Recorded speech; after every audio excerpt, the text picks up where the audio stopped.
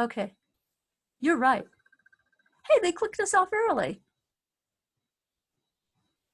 Oh, good. Oh, good.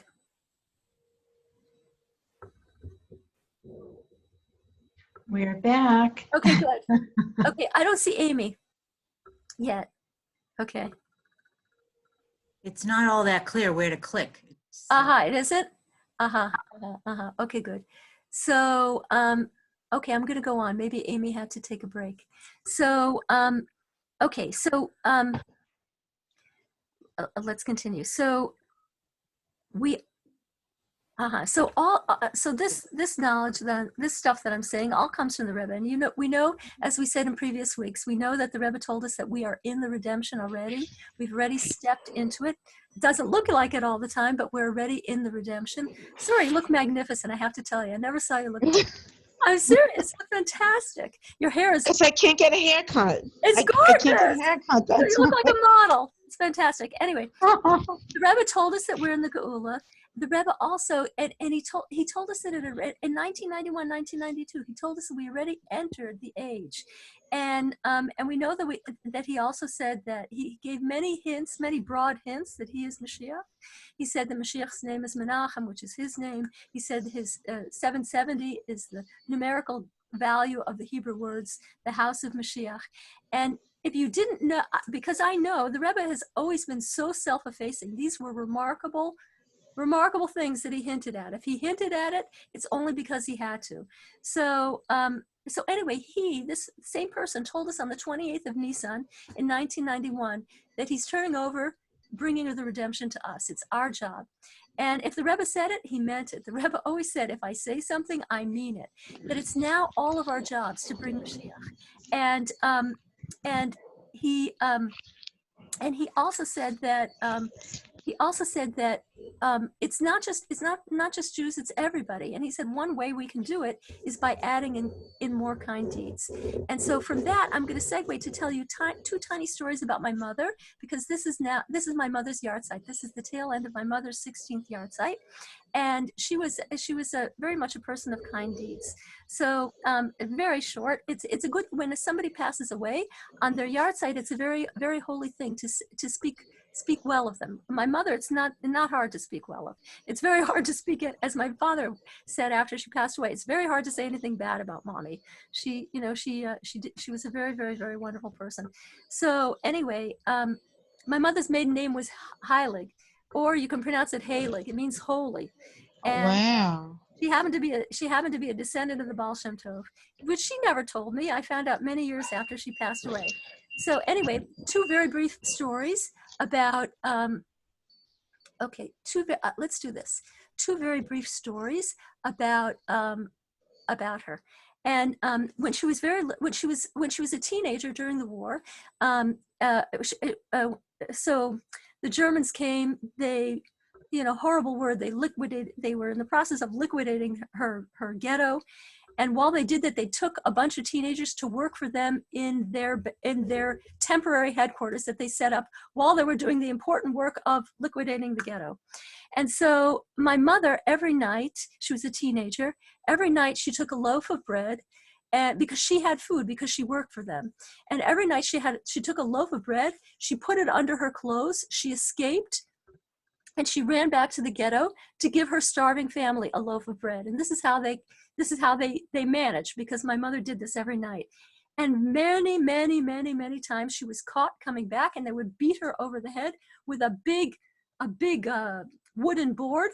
And she suffered from that the rest of her life. But anyway, she would not stop. And anyway, at a certain point, the ghetto was liquidated. The Germans had finished their job. I shouldn't call them the Germans. They should call them the monsters. Had finished their job. And the people who were working for them, these teenagers who were working for them, well, they no longer had any purpose for them, because they were going to move on to the next city. So it was their time. So at 2 a.m, they rounded up all the teenagers. They rounded up all the people that they had taken to help them in their officers' club. And they lined them up, and they had one guy with a rifle, who was lining them up. And my mother was in the back of the line. My mother was a small blonde lady. a woman, a young woman. She was a small blonde woman, and she, at that point, she knew the ghetto was liquidated. She figured that she was that her entire family was gone at this point, and she really didn't care if she lived or she really didn't care if she lived or died, and so she said to herself, you know, I don't care if I live or die. If that stupid Nazi turns his head for 1 second, I'm going to run. I don't care what happens to me. I'm just going to run. And so as soon as she said it, as soon as those words left her mind, as soon as she said it in her mind, the Nazi turned his head. And she felt a strong hand pushing her on her back. And she was the last person in line. There was nobody behind her. And she knew instantly that that was the hand of her mother, who was no longer alive. And she knew, and she ran, in the darkness, and she dove into tall grasses, and she ran into tall grasses, and the guy with the gun started screaming, "Wer ist der kleine Blonde? Wer ist der kleine Blonde?" And he couldn't. And Baruch Hashem was with my mother, and obviously he was with my mother, and she she survived. He couldn't leave the line, because if he left the line to find her, everybody else would run. So anyway, my mother eventually survived the war. But in that strong hand that was on her back, which she felt very strongly was her mother's hand, and she knew her mother wasn't alive anymore. And that strong hand was, like, that was Hashem, that was her mother. And I was there, and my sister was there, and my niece, Amanda, was there. All of us were in that, like, without that hand, we wouldn't be here. So, anyway, the Rebbe told us that we have to see Hashem in everything, and even in the horror, even in the horror. And if that's a powerful story, my mother's story. It's not even half as powerful as my father's story, which someday maybe I'll have the merit to tell you. So the Rebbe also told us, in addition to telling us that it's us who are bringing the redemption, he also said, like his predecessors and like Jewish sages throughout the millennia, that it's going to be women who are going to bring Mashiach. It's women who are the power behind Mashiach. The Arizal taught that, and the sages of the Gemara also, that women have been the force behind every revolution for good. Jewish women have been the source behind every revolution for good in the Jewish people. Every time we're saved, it's in the merit of Jewish women. We came out of Egypt in one merit, the merit of the Jewish women in Egypt. So too now, as we said in a previous session, we are the reincarnation. It said that the Jewish women in the last generation are the reincarnation of those women who left Egypt. So we know that it's incumbent on us. And what was the special quality of those women who left Egypt? Their faith, their understanding that Hashem promised, and it's going to happen. It said that the women, not only did we get out of Egypt in their merit, but also we simply wouldn't have gotten out. Nobody would have been left. Nobody, they wouldn't have believed in anything. They wouldn't have survived if it wasn't for the hope that women introduced into the situation. So anyway, about this process that we're in now, it's such a curious thing that's happening. Everybody knows that something unusual is happening. And it is so curious. That's what I think that really sort of stands out about it. Weird, curious, just different. Everybody knows it's different. And I want to say just a couple short things about that, and then open things up for questions. So we don't know like, we're not Hashem's secretary, as Mrs. Goldworm, used to always say, we're not Hashem's secretary. I'm not Hashem's secretary. I don't know exactly what he's doing. But we do know that something is afoot. And we do know that we're in a process now. And my mother to go back to my mother had a classic line that I'll never forget. She said this so many times during my childhood. She said, "Honey, there's an old expression, never show a fool a job half done." And we're in the middle of a process. We don't know exactly when it's going to be over, but we know that Hashem is doing something. And a friend of mine, Basha Botnick, she's a friend of mine in Crown Heights, a brilliant woman. she said something, I thought it was a great way to put it. Like we don't, are we going to be in Yerushalayim on Shavuos? I hope so, but we don't know what's going to happen. We don't know exactly how long and what shape things are going to be in, but we know Hashem is the author. And she said, whatever this is, I'm in it for the ride. Yeah. And with pleasure, she said it, meaning we know Hashem is doing something. Let's do our part and watch it unfold. So anyway, does anybody have any questions? Or you have any questions for Yaskol Shimon? Question, I do. Yeah, what? Are you recording this? Yeah. Good. Oh, yeah. Somehow it's still recording, I think. Okay. Yeah, I think it's I still missed it recording. again. Will you I'm going to send unmute you, sorry. She's shaking her head. I'm unmuted. Yeah, it's recording because it says there's a dot on the screen It and it is says recording, recording. yeah. Good, good. Yeah. will you Yeah. send it to each of us? Oh, and Mir Hashem, I'll send you the link, and I'll Okay. send you the link, and you'll see this is 5, and this is 5. So Can you I send did, 4 too? Because I there's missed. 4, 3, 2, and 1. We got them all, except for Okay. I didn't put down the private one that Hashem gave Molly and one other person. He gave them a private session, so I didn't put that one down. But the other thing to know is somebody once asked, so what is this geula going to look like? Is everything going to be wildly different? And that's also taught by our sages. It's so fascinating. The word in Hebrew for redemption and exile is almost the exact word. The word for exile is gola, and the word for redemption is geula. The only difference is that geula has an aleph in it, meaning, just like what Yaskol Shimon said at the tail end of what he was saying, that the only difference between Galus and Geula is that you're going to see Hashem everywhere. You're going to say, I get it now. You're going to, and it's and we're not going to lose anything that we had from the time of exile. Like people are saying, but my house, I decorated so beautifully. It doesn't count for my house. But other people say, my house, I decorated so beautifully. But there's nothing that's going to be lost. It's all going to be redeemed. And what is the work of a Jew?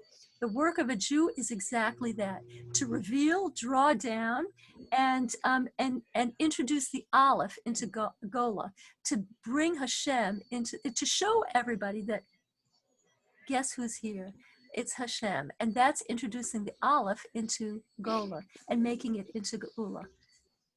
Okay. But won't those of us who are redeemed be going to Israel, so therefore not be in our houses or be in our... Your house is around- going to go with you, babe. Oh, is that... Really? Yeah, Is that- except I hope an improved version. Well, if you rent, then you don't get anything. So No, don't worry. I think Hashem. I'm care. renting too. I know. I think Hashem can take care of everybody. You know? okay, I'm not worried. Yeah. Anybody else? Shalom, I learned something interesting yesterday. I was listening to a rabbi talk, and he said that when the first temple was destroyed, it was the Jewish people were in exile for 70 years before the second temple was rebuilt. And that the reasons for the destruction of the first temple had to do with Murder, incest, murder, incest. murder, adultery, and forgot the third one. What was, I know, I forgot it Yeah. too.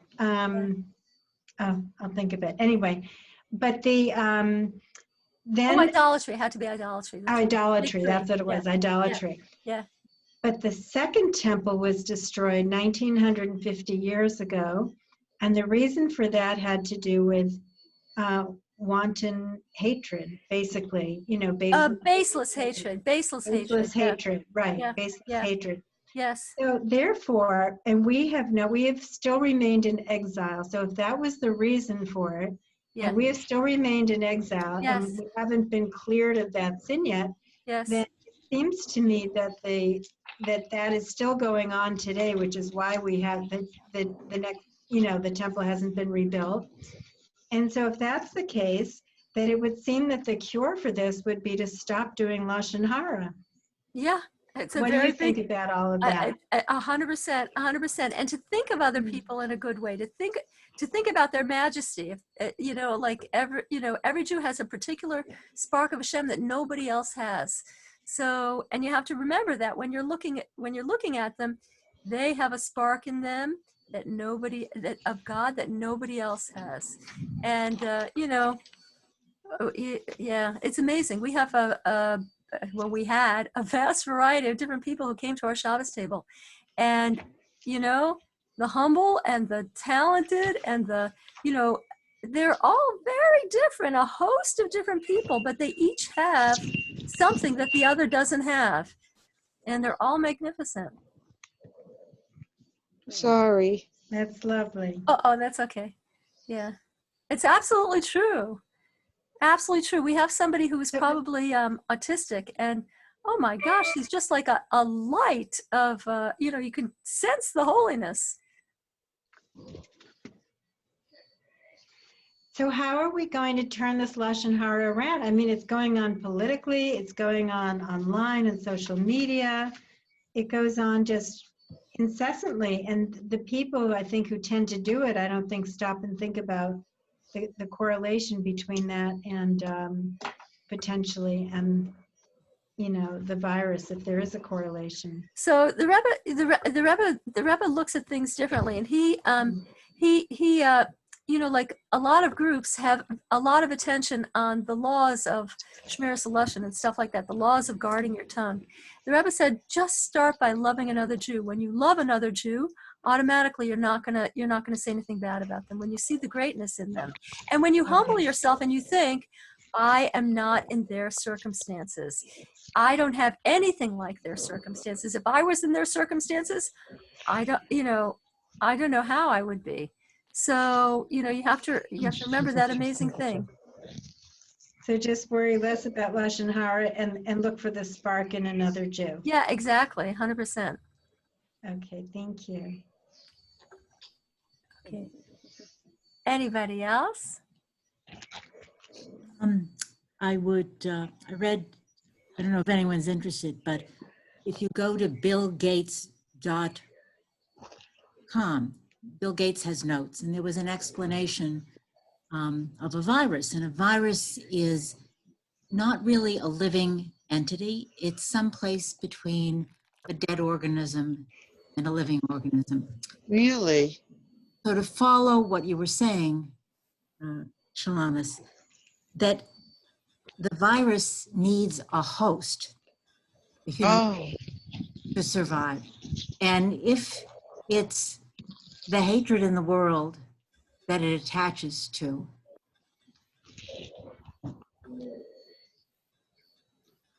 Very interesting, Emily. Interesting theory. my thought, which is evolving at the moment, but showering people with love, to answer Molly's, you know, process here, just giving love, you know, is so powerful. Yes, I think there's at least one person that we could all improve with. And if you think about that one person and you just force yourself to say, I don't know what I would do in their circumstances, and and just speak to them in a different way than you might normally. So I think that Gosh, your hands are so cold. and I think it's, as I said, and every single one, I might as well not skip this session. I think that powers are pouring down from above right now to help us in personal refinement. I think that not only that we can concentrate on it more because we're less distracted, but I definitely feel the powers are pouring down, and I've been successful in very difficult areas that are classically very difficult for me. And I think it's got to be true for everybody else. I still have some very thorny areas left, and I'm trying to work on them very hard. But I'm taking advantage of this time because I believe there's a tremendous helping hand right now. It's not a question. Oh, okay. Yes, sorry. You like my wig.